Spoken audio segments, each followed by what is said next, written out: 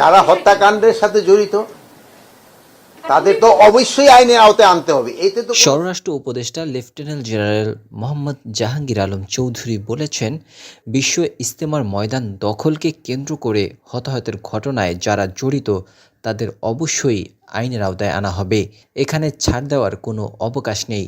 খুনিদের কোনো অবস্থাতেই ছাড় দেওয়া হবে না। বুধবার সচিবালয়ে স্বরাষ্ট্র মন্ত্রণালয়ের সম্মেলন কক্ষে সাদপন্থী ও জুবায়েরপন্থীদের বৈঠক শেষে উপদেষ্টা কথা বলেন। উদ্ভূত পরিস্থিতিতে স্বরাষ্ট্র মন্ত্রণালয়ে দুই পক্ষের সঙ্গে আলাদাভাবে বৈঠক করেন স্বরাষ্ট্র উপদেষ্টা। বৈঠক শেষে তিনি সাংবাদিকদের বলেন, জড়িত ব্যক্তিদের অবশ্যই আইনের আওতায় আনা হবে। বেলা 11টায় মাওলানা সাদ কালম্বির অনুসারীদের নিয়ে প্রথমে বৈঠকে বসেন অন্তর্বর্তী সরকারের 5 জন উপদেষ্টা।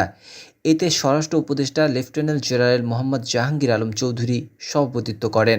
পরে মাওলানা জুবায়েরের অনুসারীদের সঙ্গে বৈঠক করেন তারা।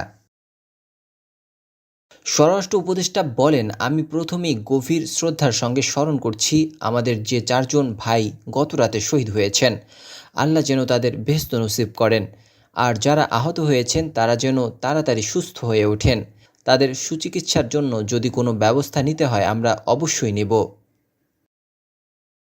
Desk report, news I.